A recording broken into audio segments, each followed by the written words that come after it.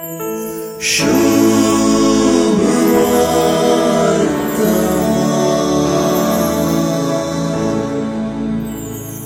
सुवार्ता मोठवी तरी बारीस परिणामकारी. तितलेंच नाही, ही सुवार्ता निरूपण केल्ली रीती आकर्षक.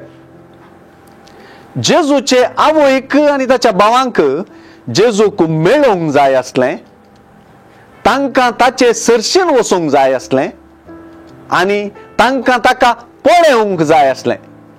हें खंयचेंय तांकां साध्य जालें ना. ती जेजूची संबंधिकां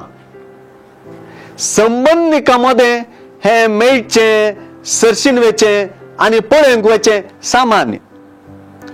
जेजून मात्र आपले भोंवतणी असलेल्यांक जाप दिवन सांगलेलीं उतरां आपली संबंधिकां आनी आपणा संगी संबंधांचे व्याख्यानच बदलिता आनी आपली संबंधिकां जावपाची रीती विवरिता.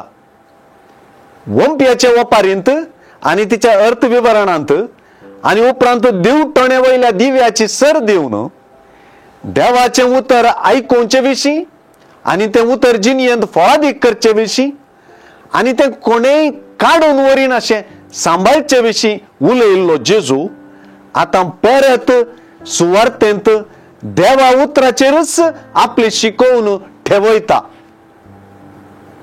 जी कोण देवाचें उतर आयकून ते परीन करतात तींच म्हजी आवय आनी म्हजे भाव म्हणल्या उतरांनी हे कडच्यान जेजूक मेळोवंक, ताचे सर्शीन वचोवंक आनी ताका पळोवंक देवा उतरच वाट म्हणून सुचयताना आनी हे कडच्यान देवाचें उतर आयकून ते परी करचेंच ताचे थंय संबंध जोडची रीत म्हणून स्पश्ट जाता. क्रिस्त संबंध मेच्चो रक्तांत न्हय, बगर देवा उतराच्या आयकपा आनी पाळपांत म्हणलें हांगा स्पश्ट जालां.